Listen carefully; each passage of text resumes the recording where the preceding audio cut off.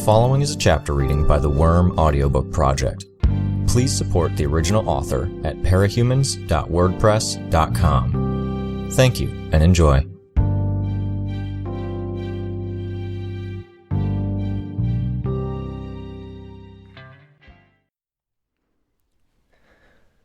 Arc 30, Chapter 5. Now for the clincher, the ultimate strategy. We ran. My number one priority was to keep moving, keep active. Things were easier so long as I was moving towards a goal. I had to get myself sorted, wrap my head around the tools at my disposal. For that, I needed time. I needed to put distance between us and Scion.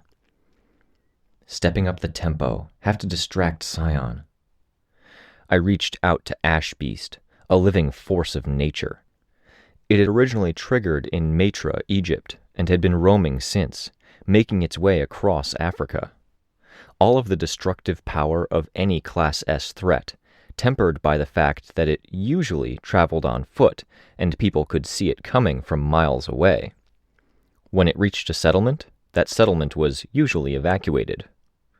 An unending explosion, a rolling mass of fire and smoke with a person at the center. Here and there it took physical form, whether it was the fire or a massive leonine claw that tore into the ground. It produced the debris, dust, and ash that was its namesake, driven along the ground by the perpetual storm of fire. Creating a portal to give me access to it was troublesome. Others had tried to control it before, to steer it in the general direction of their enemies. Warlords, villains, masterminds. It rarely worked for long. When working with power on this scale, chaos had a way of trumping order. Too much energy disrupted the portals. I moved a force field cape to the Ash Beast's location, and then created a bubble, putting it in range of the being. I made a portal within the bubble. More force fields encased the bubble on my side for safety's sake. My power operated through the force field, and the connection formed. I identified a young man at the center of it all, and I could now think of the Ash Beast as a he instead of an it. He was surprisingly healthy, but he had a power that kept him in good physical condition, a natural breaker-class adaptation that came with his power, energy to matter and matter to energy. I'd use him first. If he died, the world wasn't worse off for it. If he lived, well, I could discard him, leaving him in a foreign earth. Bringing him through a doorway was hard. He generated so much heat, and while his shape and form were malleable, they weren't wholly under his control. In the end, I made a portal, and I used Trickster to bring the Ash Beast through, replacing a chunk of ruined earth. Shaping the fire, driving it out to the sides. Shaping the flesh, from energy to physical form, wings, cat-like legs to spring into the air. The Ash Beast lunged into the air, above the water, and he streaked toward Scion like a comet. The force field cape followed to maintain the connection. I moved Alexandria, Legend, Mord Nog, and the others on the front line through the doorways as the Ash Beast struck the Golden Man. Golden light tore into flesh that had been forged of fire, and more flesh was created to replace it. The Ash Beast tore into Scion, and the flesh was replaced just as quickly. I created more doorways, moving people out of Gimel in an orderly fashion. Here and there, I changed the portals around, dictating different exit points to break up groups. Ranged attackers in one group, brutes broken up into several subgroups, thinkers, tinkers, defensive capes. There were a lot to sort, a great many who had powers that needed a half-second to a few seconds to figure out in terms of classification and application. With scores of these capes, it added up. Every cape had a place to be. There were capes who needed something to harvest, who needed materials, and I gave them access to their materials. There were capes who needed others nearby, and capes who were better if set apart. I assigned precogs, thinkers, and danger senses to the various groups. Decentralize, I thought. If Scion was the established force with superior weapons, then I had to be the guerrilla army. Different groups moved to remote locations, different worlds. I couldn't let him destroy too many of us in one good hit. Take stock. Who didn't I have? I didn't have Contessa, who I couldn't see. I didn't have the Blasphemies, who hadn't even registered to me because they weren't human, even if they had powers. I didn't have Sleeper, and...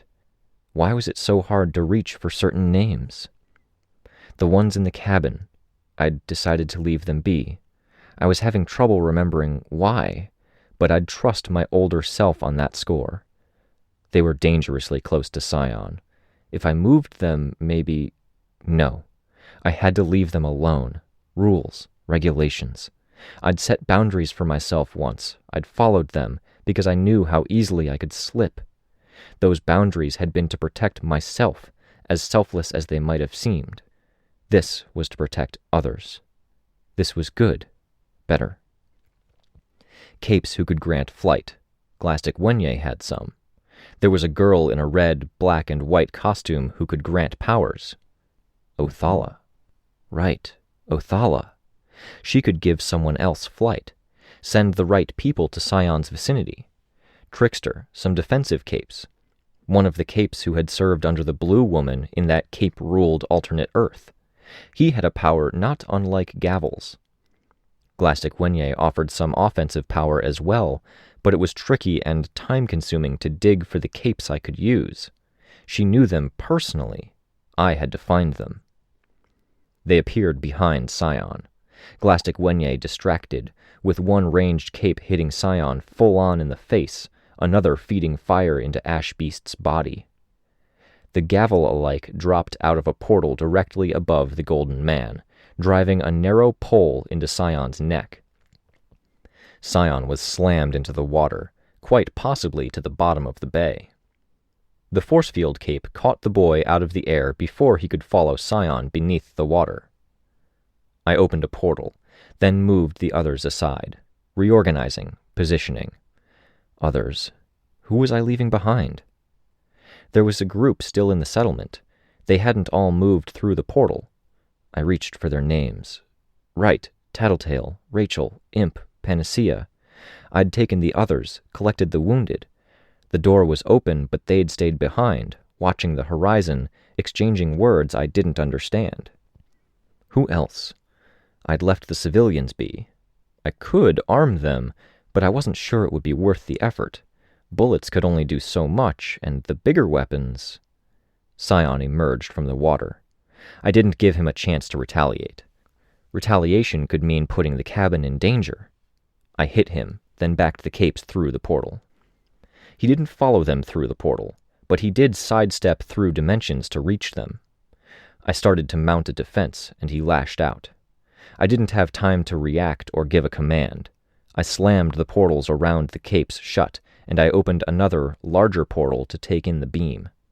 The beam hit the surface of the portal, and only a fraction passed through to strike Scion from behind. Enough to kill someone, enough to kill me, if the beam had happened to touch any of my control portals, but even so, the portal itself took the brunt of the impact. Doormaker staggered beside me. The portal was wiped out. Without any barrier in the way, the beam radiated forward to wipe Ash Beast, the cape with the pole, Trickster, and Othala from existence. I was left with a decision to make. No time to make it. Was I going to be moral or efficient? 2 capes fell in my awareness. Acid Bath was one. Another was a talented shapeshifter who was in bad shape beneath their moldable skin. Shapeshifter. I made the call. 1 expendable asset. At my bidding, he strode forward through the portal. The clairvoyant retrieved a tinker device and dropped it through the portal. The shapeshifter caught it. Scion pressed the attack, while Glastic Wenye and her assigned bodyguard managed a fighting retreat to a portal I'd raised behind them. Had to keep Scion in place, buy time. I had only a second to act, or I'd lose the Fairy Queen. I'd lost good capes already, so very easily. Now I stood to lose more. Have to make it worth it. Thinking in words was getting harder. Easier to default to thinking in terms of ideas. I wasn't going to throw away lives for nothing. I wouldn't ask others to make sacrifices I wouldn't make if the roles were reversed. Maybe they'd disagree. Maybe they'd tell me they didn't want to make that choice, but that was our instinctual self-preservation at work. With things at this scale, that kind of thinking was counterintuitive. Maybe they'd agree if I had the time to explain, to sit down with them in their living rooms and discuss the ins and outs of things over tea. But I didn't have the time to ask politely, and too many had already died, capes and civilians both. I'd leave the civilians alone, but it was fitting if I drew on their strength as well. Doormaker was capable of opening the doorways at the speed of thought. I had multitasking abilities. I could open them faster. Not one after the other, a 30th of a second passing between each, but simultaneous. I didn't target people this time. Portals opened across the sky in that foreign Earth that Scion and the Fairy Queen fought in. As many portals as I could fit in that Earth's sky. Glastic Wenye ducked back into the portal, and the shapeshifter I'd left on the ground hit the button. The portals around Scion slammed shut, and he disappeared from my mind's eye. It left the shapeshifter locked in the same world as Scion. An obstacle, a speed bump at best. I was sacrificing lives for that purpose, putting capes in harm's way, and leaving that one cape in an isolated world with Scion nearby. I'd decided to spend a life that lacked strength over the life of a monster. But that last gesture had bought me time to move the Fairy Queen of the birdcage to safety. It had also stopped Scion in his tracks for a few seconds. If he was focusing on getting out of that universe, on altering his power to decrypt the portals and free himself to move, then he wouldn't be paying too much attention to the portals I'd opened above him. There were perhaps 200 Earths in easy reach that had military technology worth talking about. 200 Earths with bombs. Every bomb that hadn't been in some secure housing, every bomb that was small enough to drop through the doorway, to plummet to the ground below Scion. Some would be duds, no doubt, missing an integral component that would be put in place before a bombing run, but a handful, I suspected, were bound to be nuclear bombs. He hadn't stepped through into any world I could see. The bombs had struck home. My body was shaking. I wanted to sit down, but I couldn't afford to. I was hungry, I realized, worn out. But I had to capitalize on our advantage here, had to focus on sorting out my army so this wasn't for nothing. I broke up the Yangban. Null/Zero could share powers, and he could take them away, but managing multiple groups was cutting into everyone's effectiveness. Against Scion, I needed more effective powers than a blending of less effective ones. I set Zero aside, assigning him a group. Autopilot for now, for a later eventuality. The tougher capes I had fell into two categories. There were ones who could take the fight to Scion, like Alexandria or the late Ashbeast, and there were ones who couldn't, like Lung, Menja, and Chevalier. There was a Vietnamese cape with a tinker ability who I hadn't assigned to the tinker group. He was like Labrat, but simpler in application. Formulas to boost strength and size, turning regular people into hulking monsters. I put him to work, dosing capes who weren't reliant on armor or anything of the sort. I left Chevalier alone, and left the crawler breed hybrid be, but I dosed Lung and Menja. I put Legend and the Number Man with the ranged capes. Scion emerged, but he didn't emerge into a world any of my forces occupied. He lost the scent trail, I thought. It didn't take him long to find it again. He went straight through into the world where I'd stationed Glastic Wenye. I opened portals. Every single ranged cape and every single cape with a gun that was at my disposal opened fire into the portals. The Numberman's power coordinated their fire. I sensed danger from my precogs. I parted the group. Scion moved, and he fired a beam, striking down the center of the part. Not one of the attacks had hit him. Though I'd been moving them to safety, the beam had taken out nearly 30 capes. I counted Lady Photon among the dead, along with Revel. As if Taylor Hebert were one of my puppets, distant, fractured, and broken, I could sense the sick feeling in her gut. Revel had been someone I cared about. Lady Photon had been a familiar face. Let's go get him. My voice, but not my own thoughts. The numberman had told me the attacks would hit, that they hadn't meant it was Scion's precognitive ability at work, the ability to win, to take the upper hand. But there was a reason he couldn't use it constantly. It cost him something, drained his reserves. By all appearances, he'd parried my thrust and struck home, but I'd taken a piece out of him. The rationalizing felt thin at best. Have to do better. Scion was screaming still, a roar, a kind of fury. Tattletale had described him as human. That meant human weaknesses. Weaknesses he hadn't learned to adapt to. When he got angry, it was the fury of someone who'd never learned to hold back. I put targets in front of him, and he took the bait. A front line of the hardiest capes, decoys, and projections to draw him in. Then, while he was closer, I was free to move in the heavy hitters who weren't upwardly mobile. Lung, hulking out even before his power kicked in. Menja, Chevalier, a dozen capes I didn't know. Had to mix it up. Raw physical strength, then a cape who was strong because of a telekinetic bubble that surrounded them. More raw strength, then explosive power like Hoyden's. Move them in, then move them away. Use their powers and other powers to give them the mobility. I had 2 capes that could assign danger sense to protect things, alerting them when the subject was in danger, though the 2 powers were rather different in practice.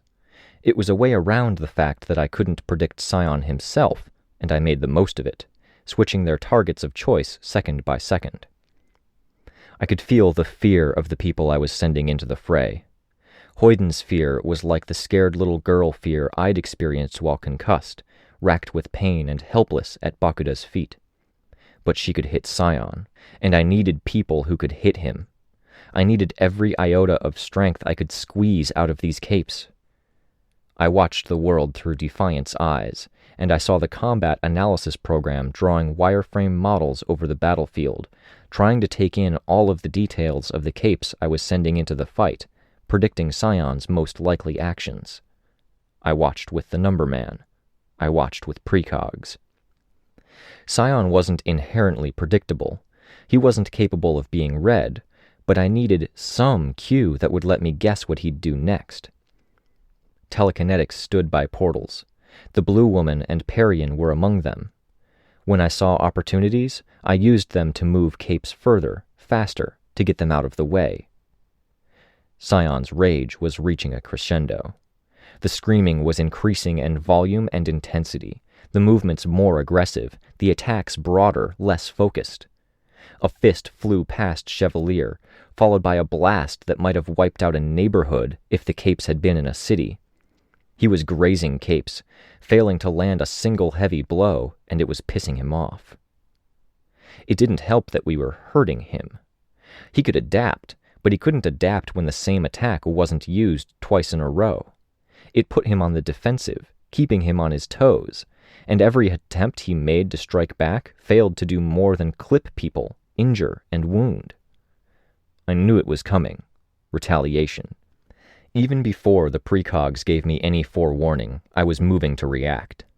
Portals opened wider, telekinesis pulling the attacking capes through if they couldn't move fast enough. Force fields and other measures flew up to surround Scion, mitigating the damage. He radiated light, and the light that escaped the barriers seared and melted the flesh of the offensive capes, as well as the telekinetics and defensive capes who happened to be standing in the wrong place. Translucent and transparent force fields didn't even slow the light down. I began shutting the doors. Alexandria and various projections flew in to take Scion on. Ursa Aurora, expendable duplicates. Just needed a second. So much pain. I could tell how much damage that had been done even before I did any headcounts. People were suffering, and so long as they were under my control, they were helpless to express the fear and agony they felt. Instead, they were quietly stoic as their wounds wept fluids and burned with traces of the golden light. I put the few healers I had to work. They hadn't even started when Scion used the real attack. I could see him move through Alexandria's eyes, through Pretender's eyes, rather. Arms flew out to the sides, and then he clapped. I only managed to shut Alexandria's portal a fraction of a second before his hands made contact. One strike of palm against palm, and the shockwave swept past us as if in slow motion, moving past every portal in the area that was still open. It passed through flesh, and it stilled. It was the same effect he'd used to quiet Leviathan's waves, the same effect that had frozen floodwaters in their tracks, and the same ability that had given him so much presence. Objects in motion stopped. Portals winked out. Warm things plummeted in temperature. Cell and neural activity was interrupted. Blood stopped in people's veins. Every cape that had been touched by this stillness dropped to the ground, lifeless. I could feel the horror that was experienced by the bystanders. I knew that, given the choice, most would be running. But there was no reaction. Each and every one of them was grim, resolute, taking care of their injuries, getting to people who could tend to them or helping others. Rank and file, a dozen capes with electricity powers entered the area with the capes who'd succumbed to the stillness. They'd stopped, and an object at rest remained at rest. I needed to get them moving again. A jolt, the electricity controlled by the capes in question. Nothing. I pulled Bonesaw away from the Tinker group. I couldn't devote the focus necessary to use her power in any detail. I could have left her on autopilot, but I wasn't sure that was much better. I revoked my control over her, leaving in the middle of the room with the capes Scion had stopped.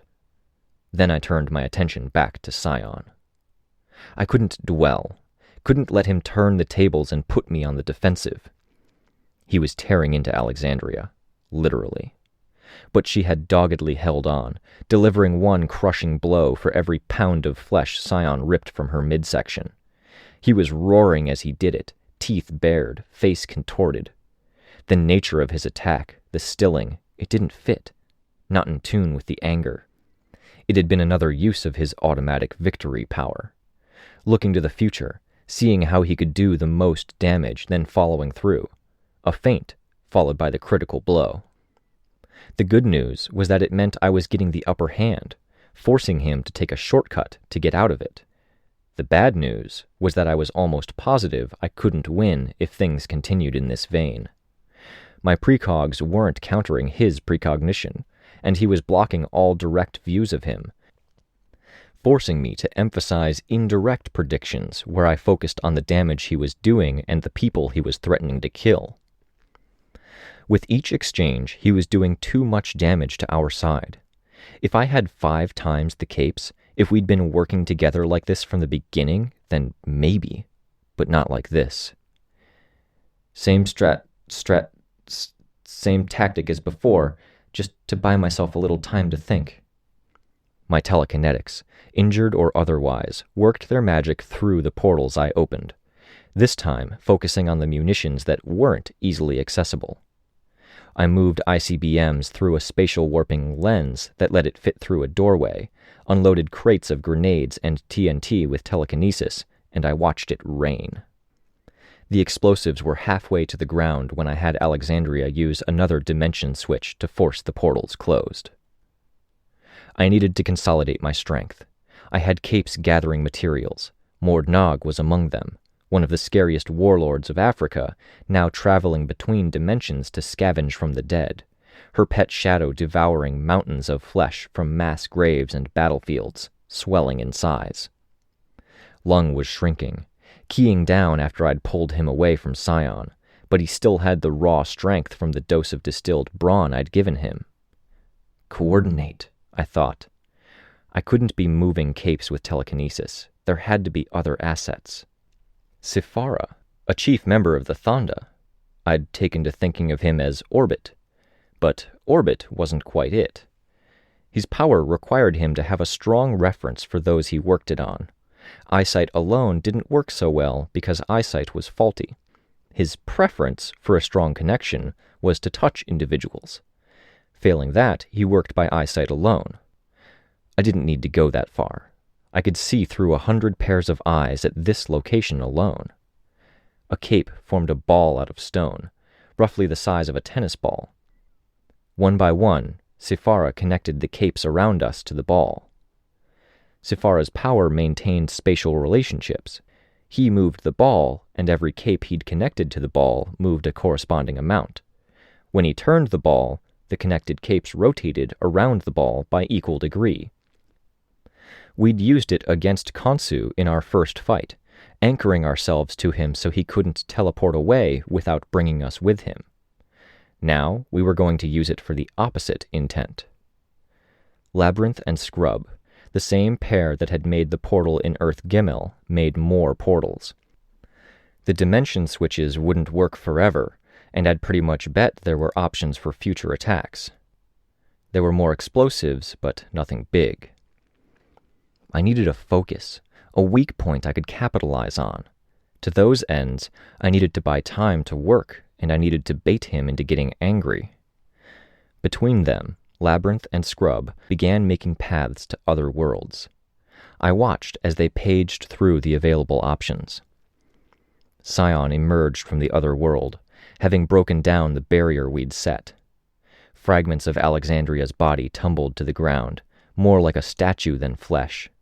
He had to flex his hand and use his power to free it of the left side of her skull. He suffered for a few of the big hits we'd delivered.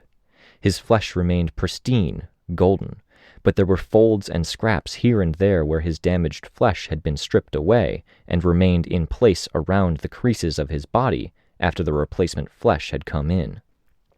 He came out swinging, obliterating 2 continents on 2 different worlds before he found us. One rotation of Sephara's ball, a row of doorways, and the capes were pulled backwards through the portals, which closed promptly after them. The debris hadn't even settled when I had Sephara move the ball again, erecting more portals to send my capes into the battlefield. Brute force, capes who could tie him down, capes who could take a hit or two. I kept Lung in the fight, holding him back for later when he'd be exponentially stronger. As strategies went, it would hold for at least a little while. Scion's patience seemed to be getting shorter and shorter, and I was on guard for the next retaliatory strike. My heart was pounding, my mouth dry. This was looking grim, each exchange hurting my side more than it hurt Scion. Was there an out? A chink in the armor? I'd collected all of the Tinkers in one place, and I'd put them on autopilot, a vague, nebulous goal in mind. To get them working together, I'd used 0 of the Yangban to tie them together as a group, splitting their powers. A few hundred Tinkers, each with a mix of Tinker powers, all working on a singular project. I could sense it, using the Clairvoyant and Doormaker both, using Labyrinth and Scrub, the solid space between worlds, a space that Scion had altered somehow, blocking off. Facing off against that, I'd had them build something roughly the size of a house. There was a gun built into the construction, but it was snub-nosed, stocky, and unimpressive. I gave Defiant the honor of pulling the switch. The machine whirred to life. Through the Clairvoyant, through Labyrinth and Doormaker, I could sense the machine reaching through every available world. The energy was focused on a single space, but it filled that same space in each of the worlds. A pressure of sorts started to form. It would take a minute. I sent Mordnog in with the other heavy hitters, relieving the force that Scion was fighting. Sephara moved the ball, moving Mordnog a distance forward. Her pet shadow Scavenger loomed, as large as it had ever been. And Mordnog promptly had a stroke. I watched as Scavenger dissipated into smoke. What? Why? I reached out to Mordnog, and I could feel the damage being done. I moved her back just as I'd moved her forward, shifting more capes onto the battlefield to deliver some ranged fire. Why? I was stunned, and putting my thoughts together in regards to this was like trying to swim in molasses. Had to act instead of thinking, investigate. I used my ability to read the physical states of the creatures I controlled, reading my swarm much as I'd check a spider's level of hunger, its health, fertility, or the amount of venom available. Almost across my entire swarm, people were threatening to lose their minds, literally. It was stress, a factor I hadn't taken into account. I controlled their bodies, but I didn't control their minds. They were bystanders, watching this all unfold, and even though I regulated their heartbeats, kept their breathing level, the mental stress accumulated. There were exceptions in every category, but I could assess my gathered army with broad strokes of the brush. The thinkers were coping best, the tinkers nearly as well. The masters struggled the most, followed by the shakers and breakers. The rest fell in some middle ground.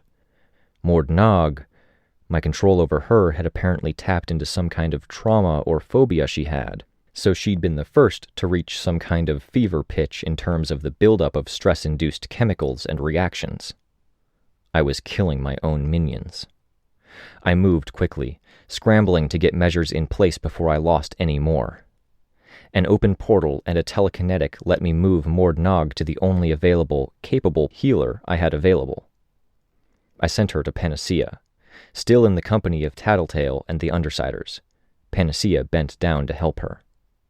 I brought Canary to me, and she began singing, a high, sweet song, almost like a lullaby, her voice carrying through the same portals that connected me to my underlings.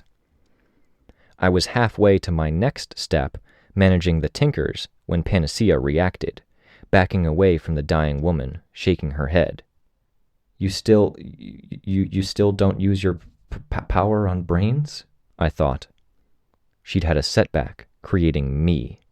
Now the old fear was back in full at the most inconvenient time. Tattletale was speaking. Her voice was gentle, soft. It was awfully nice to listen to, reassuring even if I didn't understand the words. Then, breaking me from the spell, Scion moved his hands, readying for a clap, and I shifted everyone out of the way. Scion flew instead, flying into one world just as easily as a plane might fly left, forward, or down. I could track his movements with the clairvoyant. As multidimensional as it was, I could trace a trajectory. He'd used his automatic victory power again, and he'd targeted me. If he'd used it to find me, there was no escape. If he'd used it to find and kill me, it was all over. Was he that complex? Did he think forward to that degree? I ran anyways, turning my attention to the Tinker's machine. The gibberish text on the screen had turned red. Failure. The combined strength of all the Tinkers who remained, Bonesaw accepted, and it had failed. There was no way to get to the space Scion had sealed off. No way to his well, where he drew all of his resources from. My heart sank.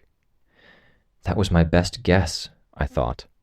The mental stutter wasn't there, but the stutter only tended to hit me when I thought about nice things, about peace and familiar people and all the rest of that stuff. The best means of attack was to go for the weak point, to cut the jugular, to stab the heart, to go for the eyes, damn it. Scion's well was the closest thing to a weak point I could imagine, but he'd secured it. I told myself I'd know the strategy when I saw it. Targeting the well hadn't been that strategy, but it had been a piece of it. I moved Capes away, stepping through the portal Labyrinth had made, then having her change the channel, masking our scent, so to speak. I moved Case 53s into the area to mess with Scion's ability to sense things. He still pursued. I couldn't move fast enough, even as each limping step moved me to another universe. Something about the way the portals opened. Even if I closed them, it was like I was breaking ground for him to travel. This is the trouble with being on top. You're all alone when it counts. I put Capes in his way. He swatted them aside, flew out of the way, and closed the distance. I felt sick.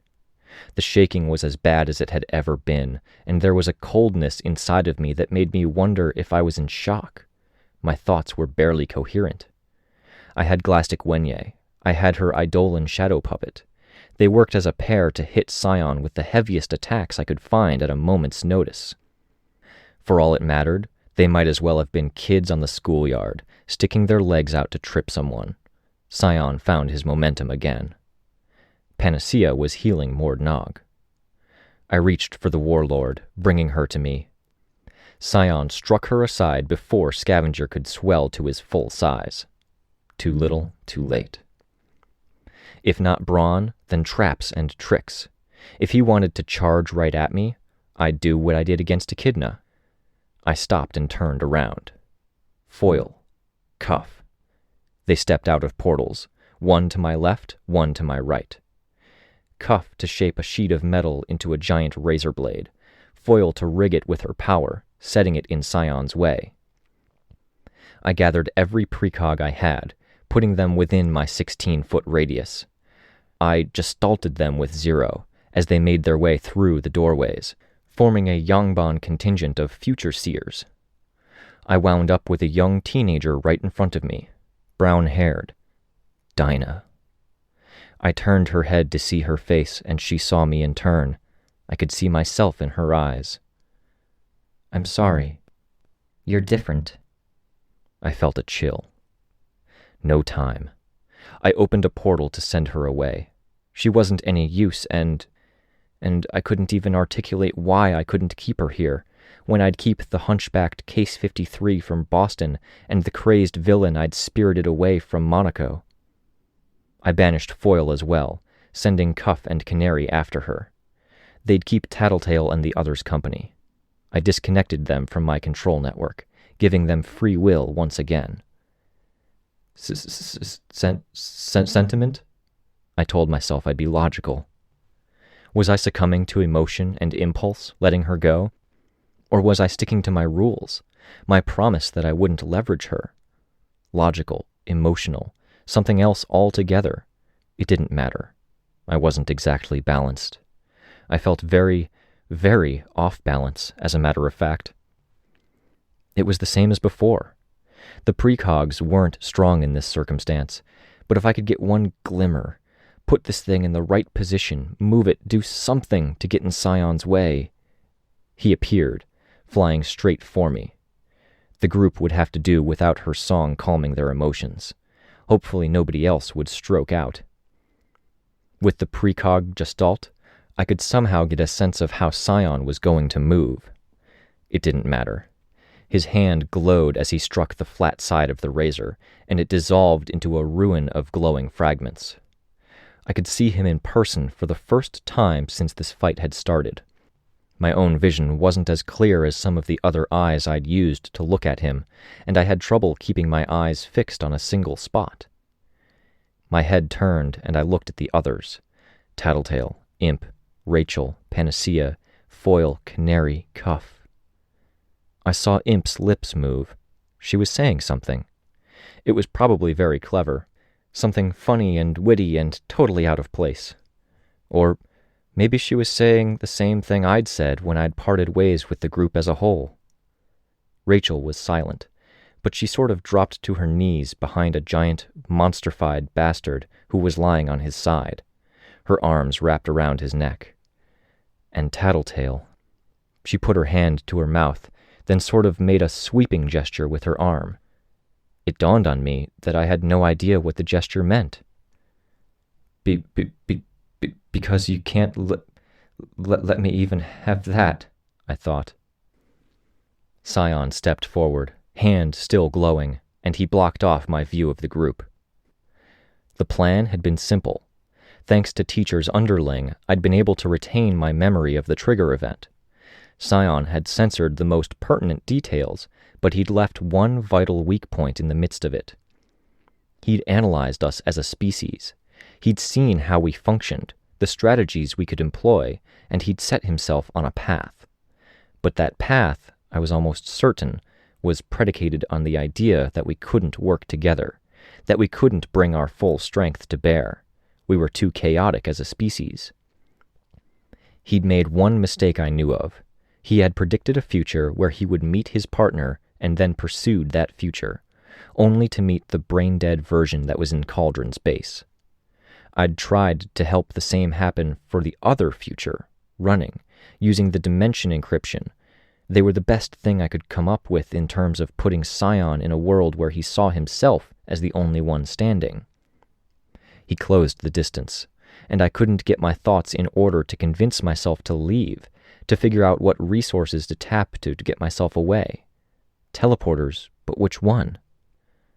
Scion put a regular hand around my throat, and the question became irrelevant.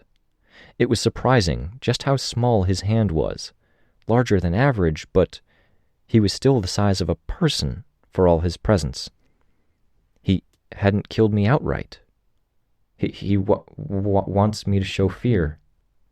His grip tightened, leaving me unable to breathe. I clutched the clairvoyant's wrist. When that wasn't enough, I used the meager thread I'd managed to gather together to bind our hands together. I wasn't in the most lucid state to begin with. Reality began to dim around the edges as oxygen deprivation got to me. Slipping. It hadn't been enough in the end. It had been a 3-point plan, pushing us towards a point where we were all well and truly united against a cause, doing what I could to trick his future sight into thinking he'd fulfilled his mission, and finally targeting his weak point. The weak point hadn't been available to target. I might have come up with better, but it had only crystallized after I'd lost the ability to communicate. I operated best when I could alter my strategy on the fly, but that ship ran aground when I was steadily losing my mind. Tattletale was saying something, Panacea responding, her hand on Bastard. Tattletale snapped something in response. As if in a dream, I could see Foil raise her arbalest. I moved Bugs, forming a barrier between us. She hesitated, then lowered the arbalest. I relaxed. It wouldn't work anyways. No use having them die with me. But Scion had seen. I saw his expression change. Contempt. Tight-lipped anger. It looked wrong. His face so unused to showing emotion, his emotions as intense and unfiltered as it was. He was aware of his surroundings in a way that wasn't entirely human. Still gripping my throat, he turned, raising his glowing hand in their direction. No. I still had access to my network, but I couldn't think. Close the portal. The doorway slammed shut. Scion took one step, bringing me with him as he advanced between worlds. The movement made darkness sweep over my consciousness. I very nearly lost my grip on the clairvoyant's wrist. He now stood opposite the Undersiders. Foil started to raise her weapon, slowly. Scion blasted it to smithereens. Foil clutched one ruined hand, dropping to her knees. I have tools. What tools? Tattletale spoke, her voice low and casual, almost flippant. She was talking to someone else, I was pretty sure. Panacea responded again, a shake of the head. She had tears in her eyes. Mord Nog. No. I'd moved her to try and stop Scion. Dinah? Dinah watched from a corner, her arms around her knees in a position very similar to one of the first times I'd met her. He pointed at Rachel, his first target. In that instant, it stopped being about stopping him. I just needed to interrupt, to buy even 2 seconds. For the 3rd time, I tapped into every ranged cape I was controlling, and I opened portals around us to give them windows to shoot through. Numberman to calculate, to aim the shot. They fired. Every cape that could shoot, shot. All with the objective of getting Scion to step out of the way, to do another sidestep with that future sight of his. Even if it was followed by yet another devastating counterattack, I just wanted him to miss. It didn't work out that way. It struck home. Every shot I'd lined up with the Numberman hit Scion. Multiple directions. Even some from above, they hit his flesh with enough force that I was thrown to one side. Priorities. Rachel, untouched. The others were fine. The clairvoyant, our fingers were only barely touching. The thread I'd wound around our hands had snagged on my armor, caught on the skin of his thumb, and nearly tore the skin off. It hurt like a motherfucker, but he wasn't in a state to complain. Still in my control, still in contact with me. For my part, I was coughing violently. I was maybe at more risk of blacking out than I'd been with Scion's hand around my throat. I fixed my grip on the clairvoyant, then picked us up. The ground was scarred where shots had grazed Scion and touched earth. It formed a loose circle, with 2 spaces where the shots hadn't touched, 1 space for me and another for the Undersiders. Why had this barrage worked when the others didn't? Had to buy time, make space. I opened doorways, sicking capes on Scion, driving him out of the building. What was different? I hadn't added anything to the group. I had taken something away. I looked at Foil. I took control of her, had her bend down to grip a rock. I channeled it with her power. A moment later, I brought Ballistic through. He used his power on the rock. I was already moving the group to safety when Scion evaded the incoming projectile. His future sight power wasn't like Contessa's, narrower, lacking imagination, but he'd set up contingencies. If X happened, then the power would automatically kick in. Apparently, the cost of being hit by Foil's power was worse than whatever it cost him to use that power. Not a magic bullet, but it was a good fucking thing to know. Could I break it? Abuse it? We retreated to an empty city in Earth Bet. The group kept a safe distance from me as we half ran, half jogged through. A bubble of empty space surrounding me. My portals flickered open and shut around me as I moved, keeping everything essential in my range. He was beating the capes I was throwing at him, and I wasn't entirely sure what I could do if and when he killed the last of them. Bonesaw had finished reviving the people who'd been stopped, and was working on the wounded, but that wouldn't give me much more in terms of a front line. Conversely, if I pulled them back, I was leaving Scion free to do as he wished, and his previous patterns suggested he'd revert back to his last priority target. Me. Need. The thought stuttered over and over again, a refrain. It was like trying to move a leg only to find it cuffed to the other, except it was my brain. Need.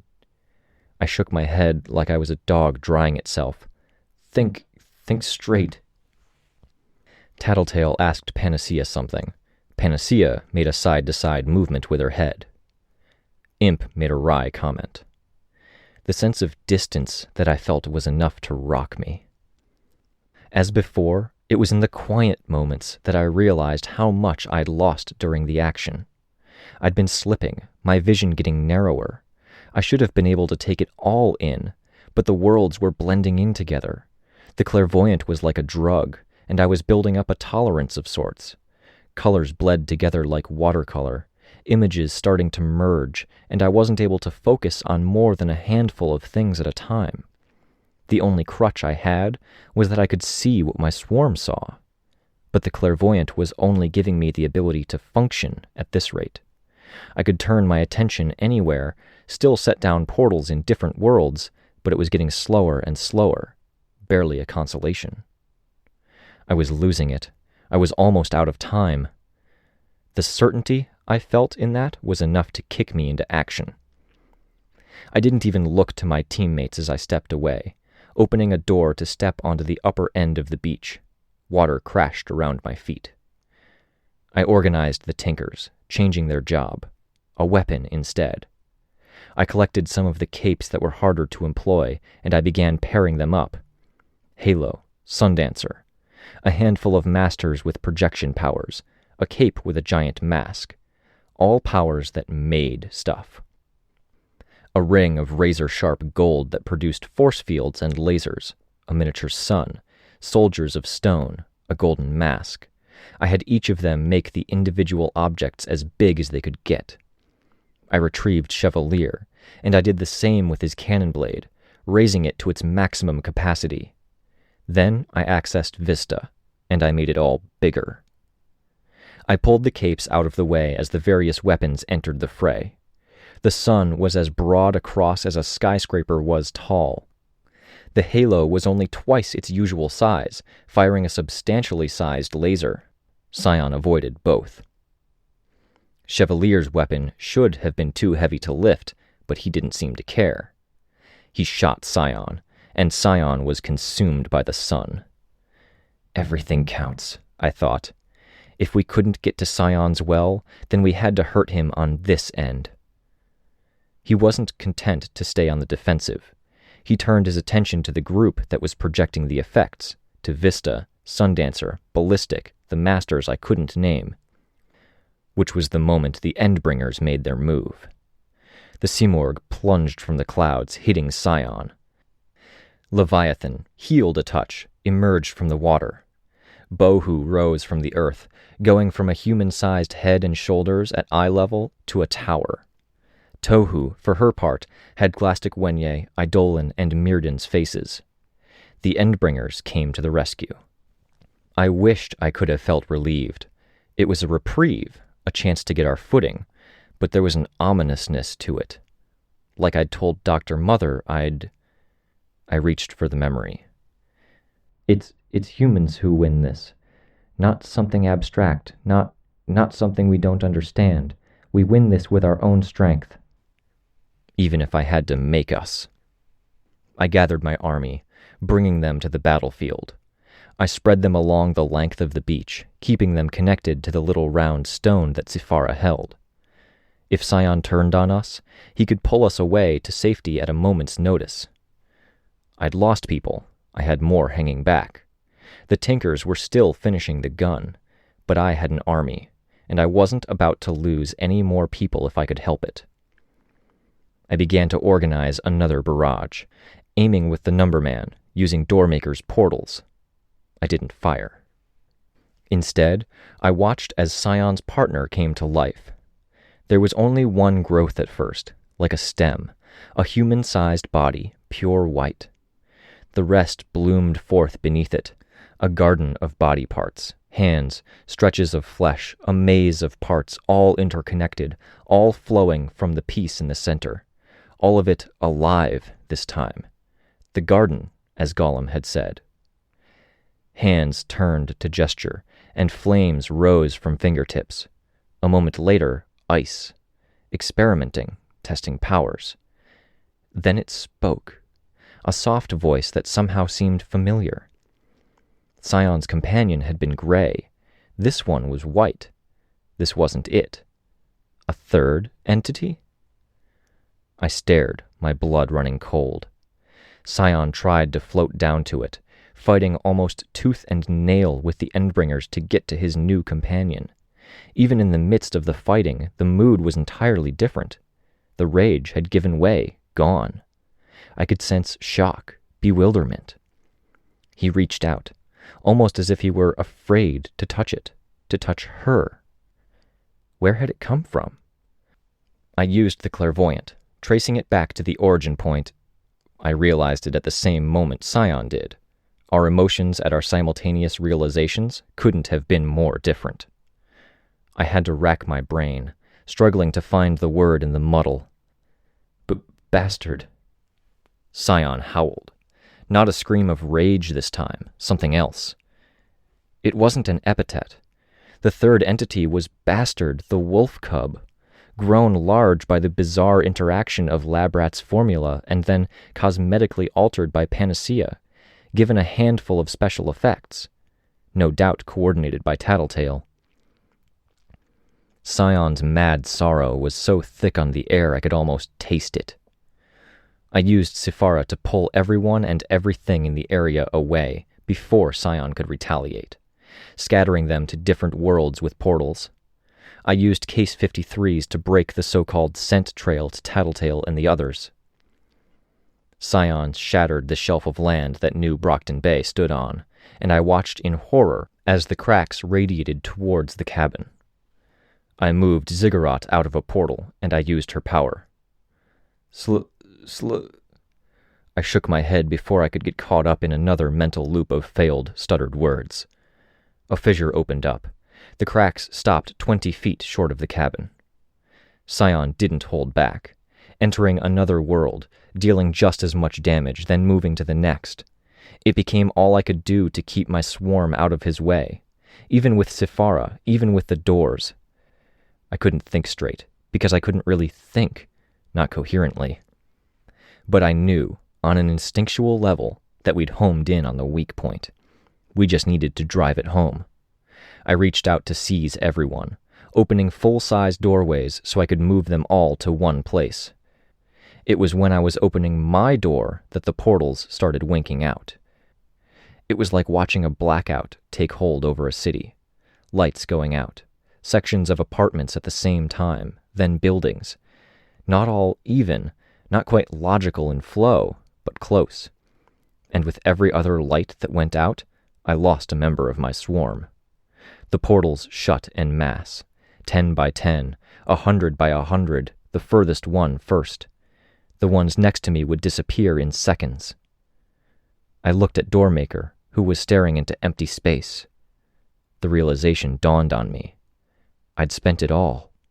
Too much, pushing it too far. The well Doormaker drew from in using his power had just run dry.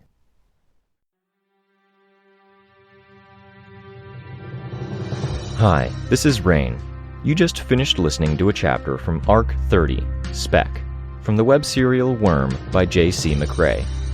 This production has been brought to you by the Worm Audiobook Project. If you would like to know more about us, or to volunteer your own services, please check us out at audioworm.rein-online.org. You can find every chapter directly on our site, or you can find us on iTunes or any podcast app under Worm Audiobook. Thank you for listening.